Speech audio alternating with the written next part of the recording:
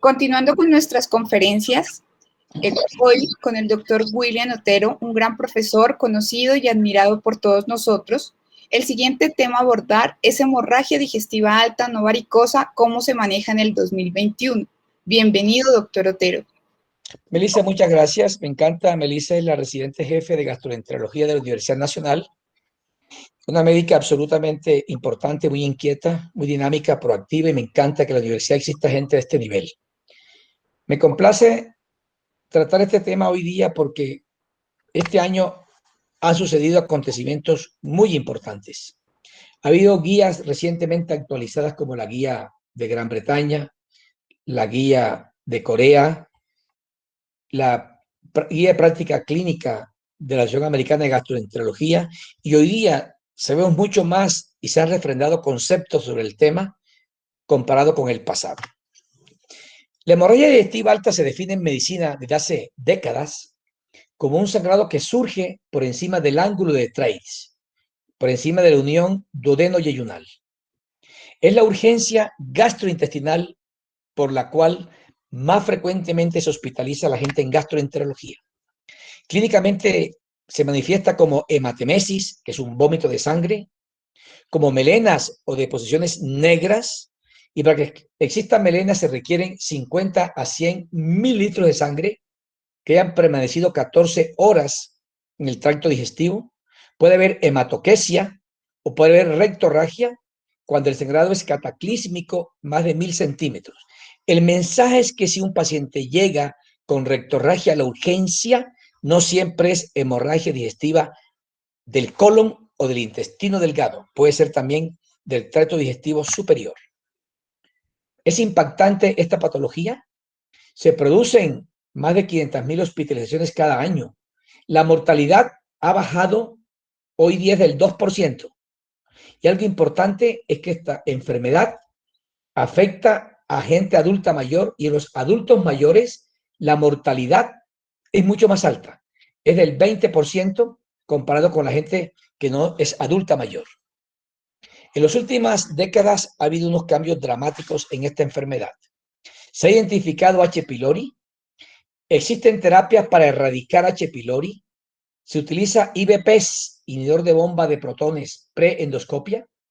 La endoscopia se usa rutinariamente y el tratamiento endoscópico ha aumentado más del 60% hoy día en el mundo, y la cirugía cada vez es menos frecuente gracias al advenimiento de terapias endoscópicas eficaces. Hay una gran preocupación de los médicos de urgencia, gastroenterólogos, internistas, intensivistas, y es con respecto a la morbilidad y la mortalidad de esta patología, la carga económica que implican estos pacientes, la hospitalización, medicamentos a utilizar, endoscopias, transfusiones. Cada aspecto de esta enfermedad es todo un gigantesco cúmulo de publicaciones. En esta conferencia se va a utilizar la evidencia más recientemente publicada sobre las mismas. La hemorragia digestiva alta, entonces, hay 3 momentos importantes. Antes de que el paciente sea pasado a la sala de endoscopia, durante el paso del paciente a la sala de endoscopia y el manejo después que ha salido de la sala de endoscopia. Preendoscopia es necesario utilizar una escala de evaluación del riesgo que tenga el paciente. La más usada en el mundo es la escala de Blatchford-Glasgow, que va de 0 a 23 puntos. Con base en esta escala, los pacientes se establece qué riesgo de mortalidad tiene y si pueden ser tratados ambulatoriamente o no. Con base en Blatchford-Glasgow, si el paciente tiene 0 puntos, si no tiene melena, no tiene taquicardia, etcétera, hemoglobina normal, se puede manejar de forma ambulatoria. Si tiene 2 puntos, debe ser hospitalizado y debe ser manejado de acuerdo a eso. Hay otras escalas como la AIM-65. No voy a insistir en ellas, solamente decir que en los hospitales es importantísimo que todo el mundo se familiarice con el manejo de esta patología y elija. Recomendamos Blatchford-Glasgow para evaluar la severidad del sangrado de estos individuos. La hemorragia digestiva alta es debida a múltiples causas: esofagitis, duodenitis, síndrome de Mallory-Weiss, varices esofágicas gástricas, gastritis erosiva, pero aquí en esta conferencia es la no varicosa. Y la no varicosa, si se acentúa las varices gástricas esofágicas, esta es la más frecuente causa de hemorragia, que es la úlcera péptica, que explica hasta 60% de los casos. Y la causa más frecuente de esta enfermedad es el Helicobacter pylori, los antiinflamatorios no esteroideos y la aspirina. En esta serie, 90% de los sangrados fueron debidos a úlcera péptica. El Helicobacter pylori es el principal agente etiológico realmente hoy día de esta patología. Cuando se une H. pylori y antiinflamatorios no esteroideos, la probabilidad de úlcera es 61 veces. Y cuando se unen este par de noxas, el riesgo de sangrado es 6 veces.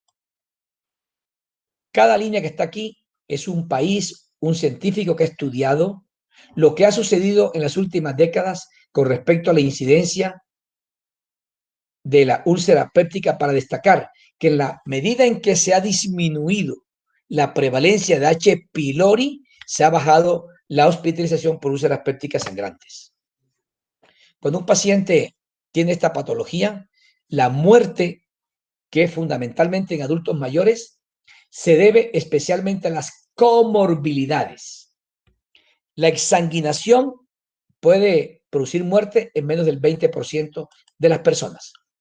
Y en este metaanálisis hecho hace algunos años, se demostró que tener comorbilidades como un cáncer concomitante, falla renal crónica, enfermedad hepática, diabetes mellitus, patología respiratoria, patología cardíaca, aumenta el riesgo de muerte. Es por eso que un paciente con hemorragia digestiva en el servicio de urgencia debe ser manejado perfectamente o lo mejor posible por internistas expertos en estas patologías.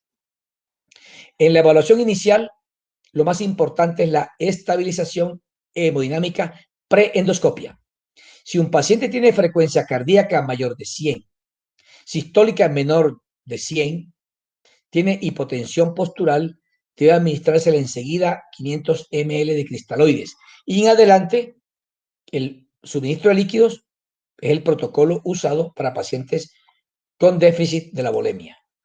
El tratamiento farmacológico está dirigido a tratamiento de las comorbilidades, tratamiento de la úlcera péptica per se, la hemostasia endoscópica y el tratamiento endoscópico del primer fracaso endoscópico.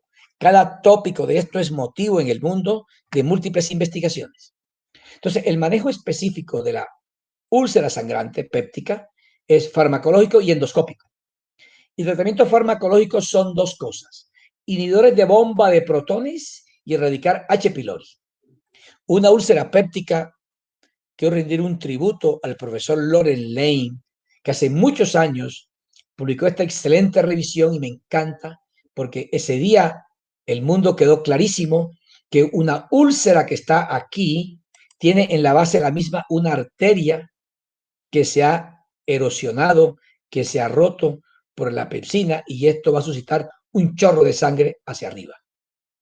Una vez que sucede ese chorro de sangre, los mecanismos hemostáticos del cuerpo humano van a ser un coágulo de fibrina, un coágulo de plaquetas, y cuando se sube el pH por encima de 6, estos coágulos se estabilizan y la hemostasia natural actúa mejor.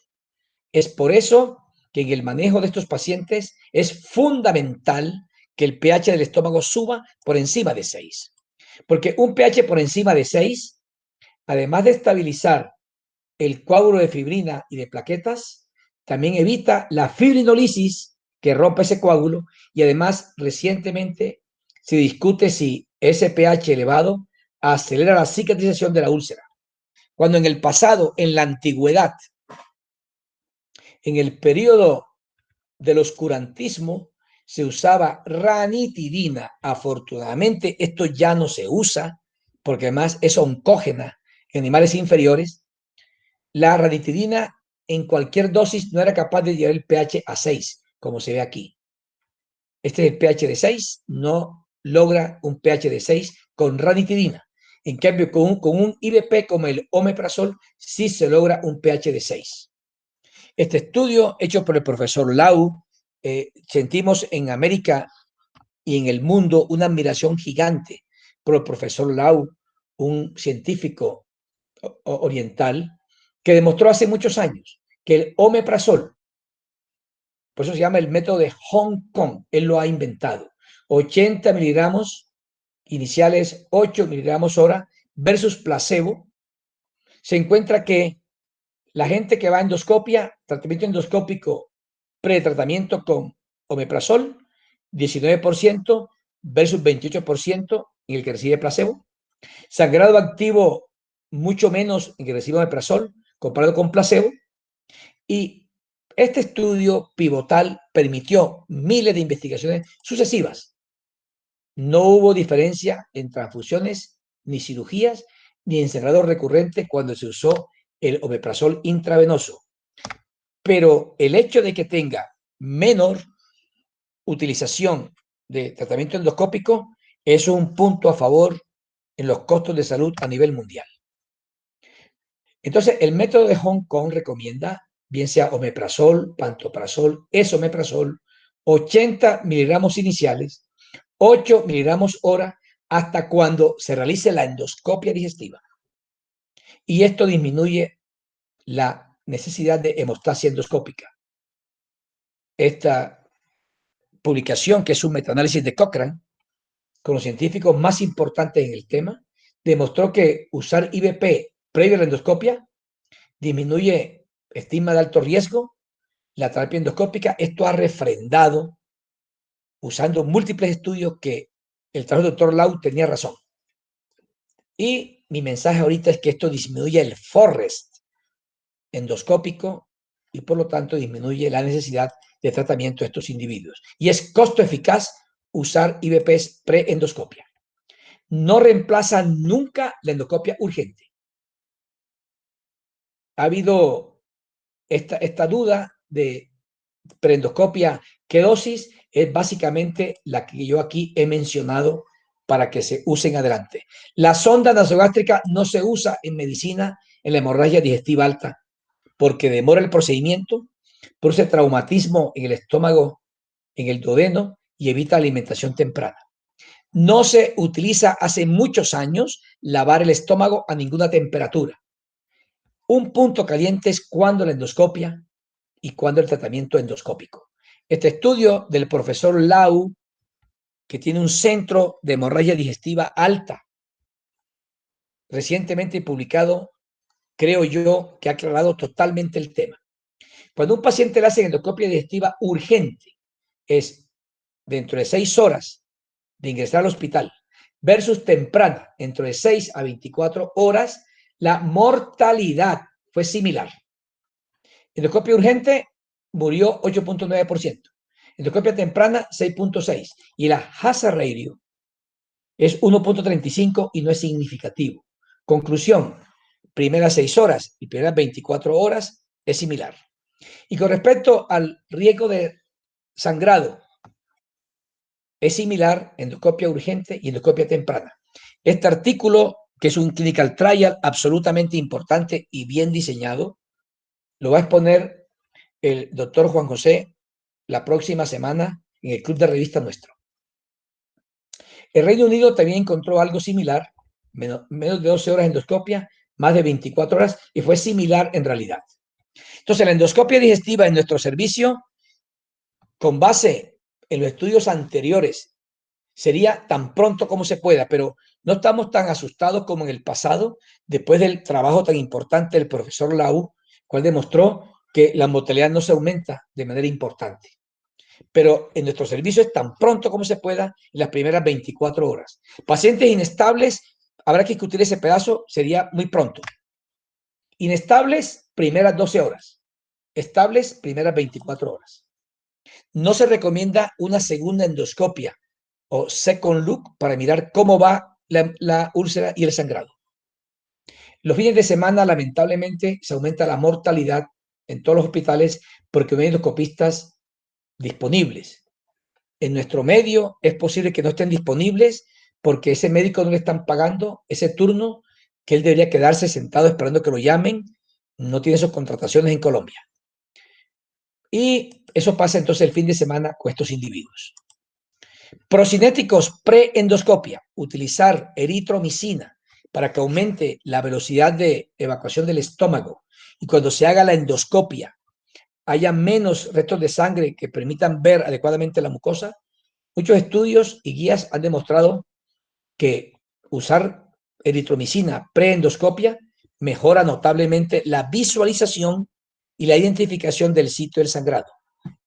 Sin embargo, esto no influye en la estancia hospitalaria, transfusiones, y a pesar de que disminuiría el número de endoscopias, nadie lo utiliza.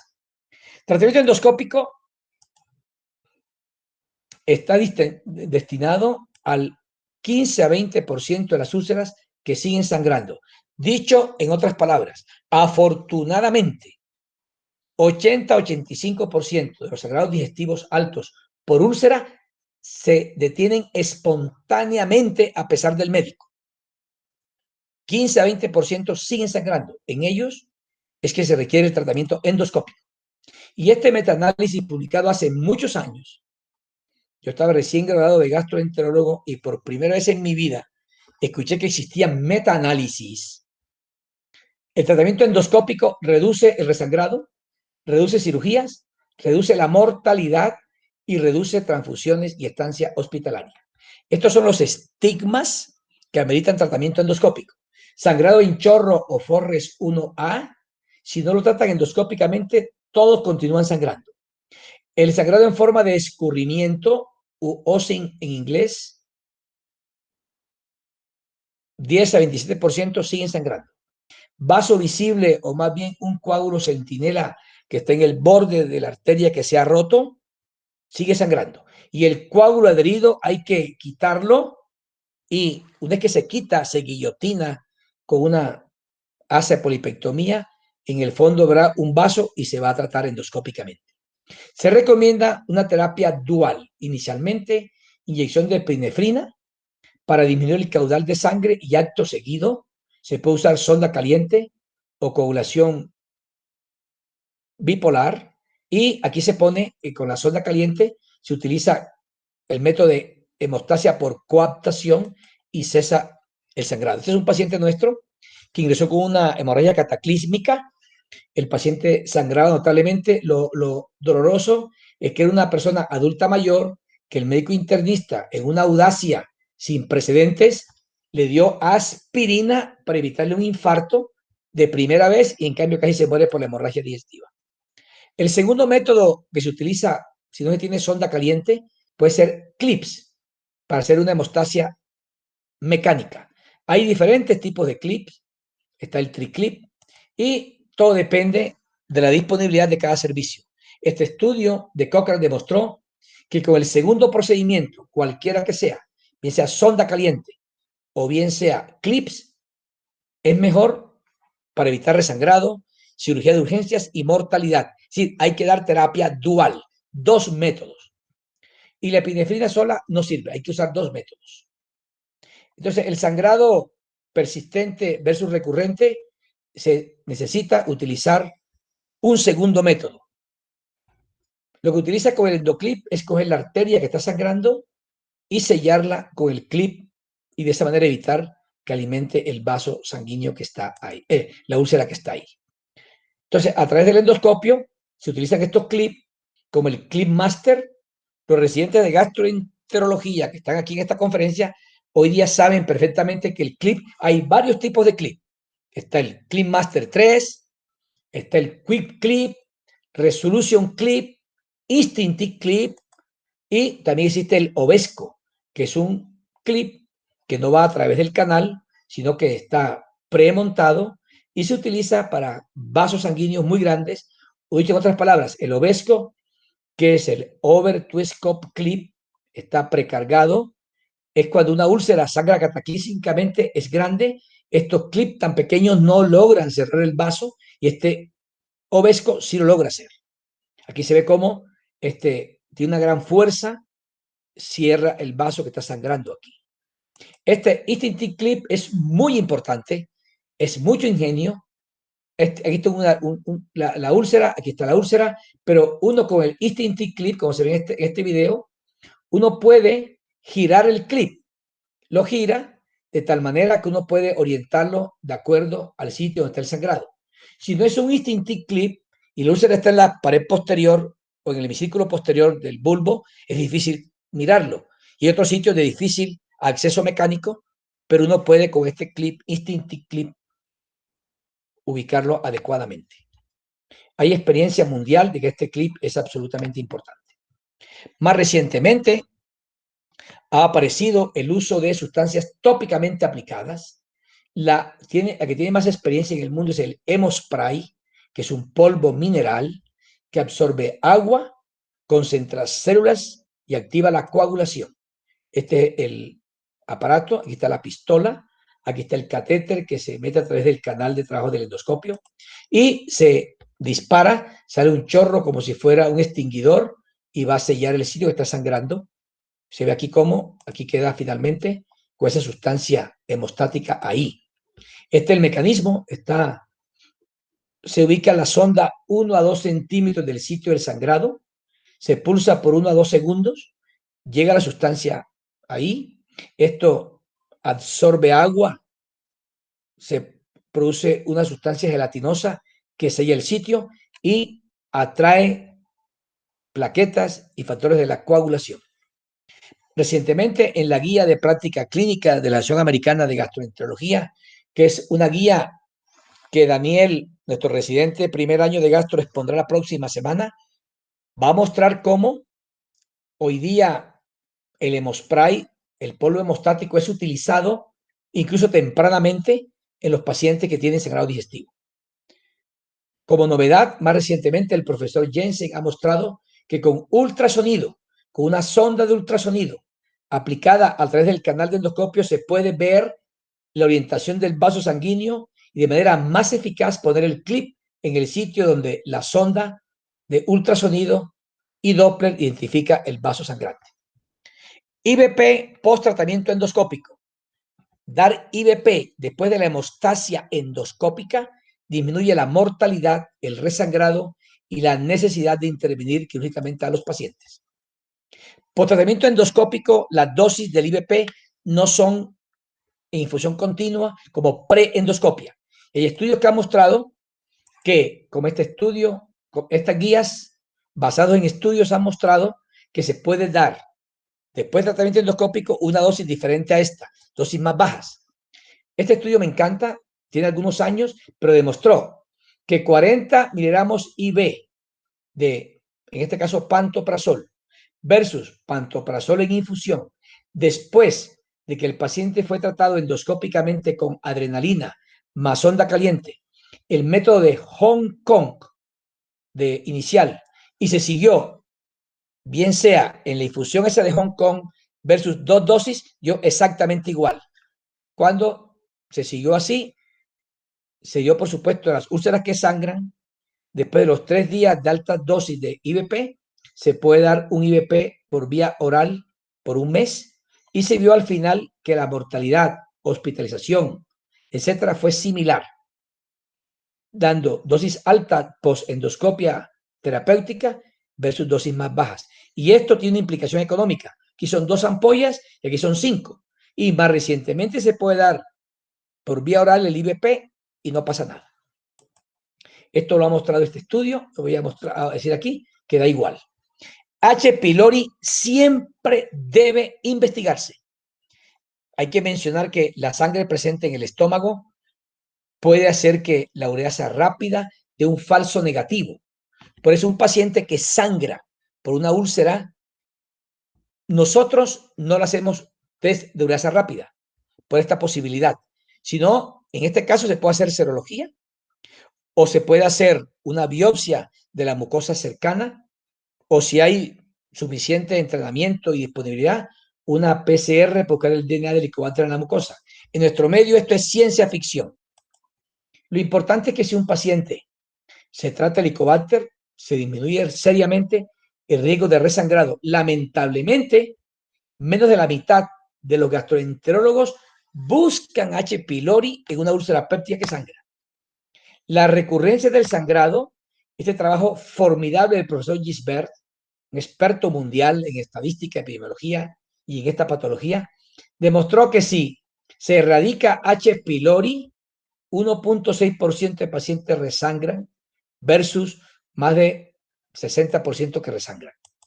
Siempre que se trata H. pylori en una úlcera péptica que sangra, hay que verificar si H. pylori fue erradicado o no. Eso es importantísimo. Es absolutamente importante. Porque se ha encontrado, como recientemente este trabajo lo demostró, la demora en el retratamiento de un paciente con H. pylori aumenta el riesgo de resangrado.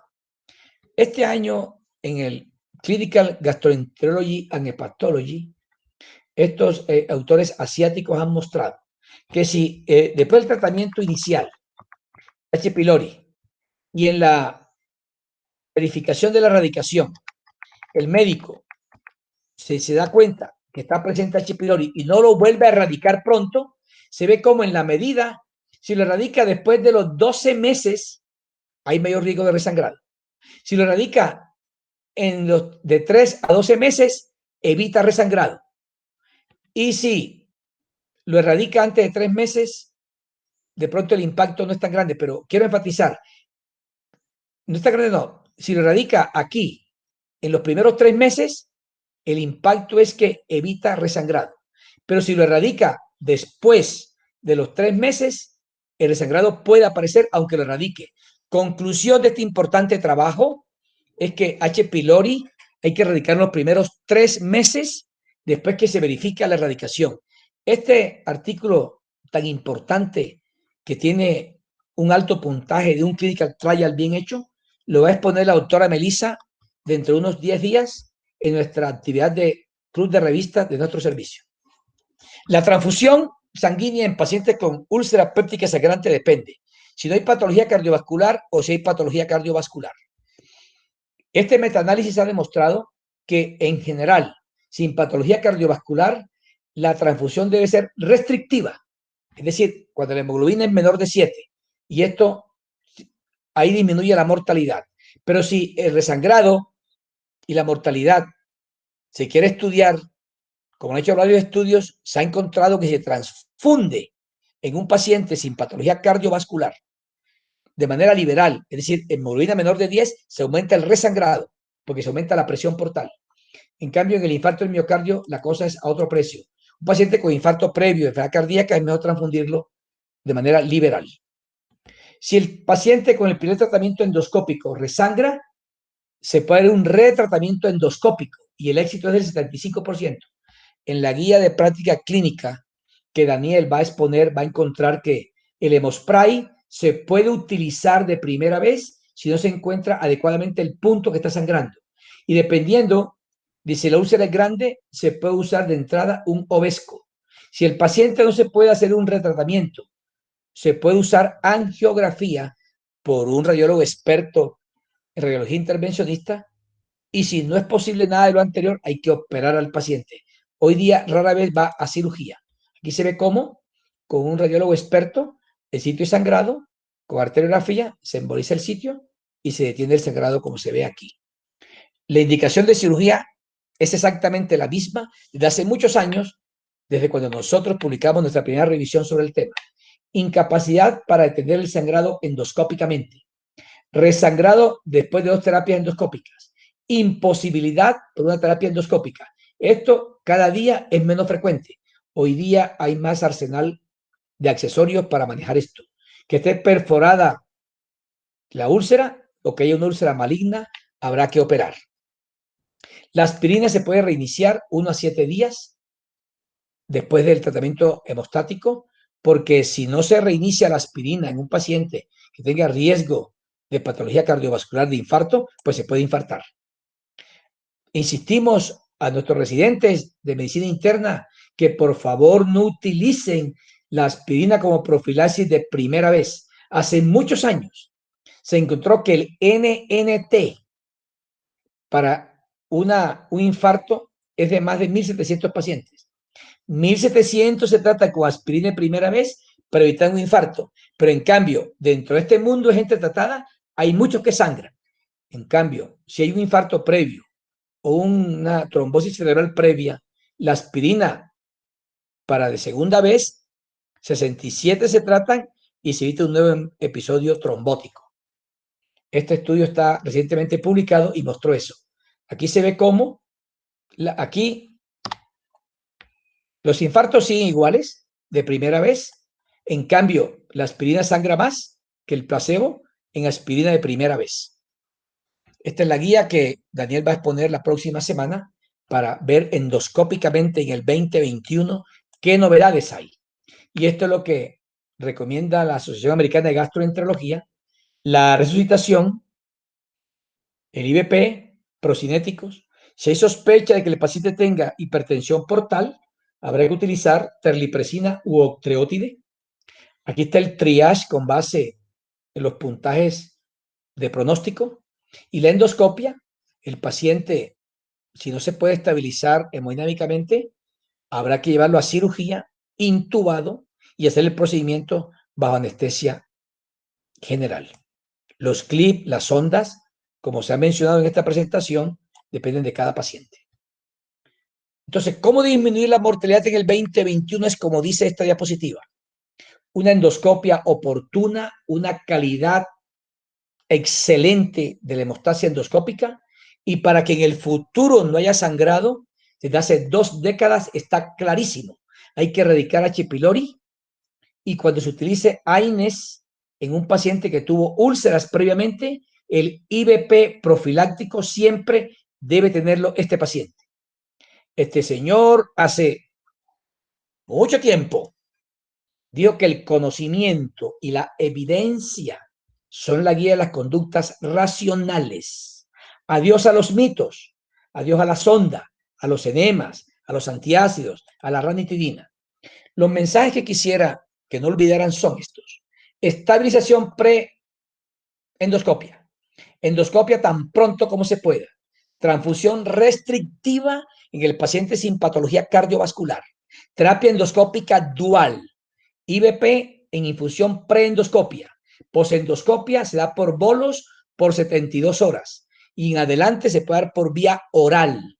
Erradicar H. pylori, siempre verificar la erradicación, y si en la verificada al mes y medio se encuentra que está H. pylori, tratarlo inmediatamente, porque si lo tratan después de los 3 meses, aumenta el riesgo de sangrado hacia el futuro. Queridos doctores, muchas gracias, muy amables por su atención.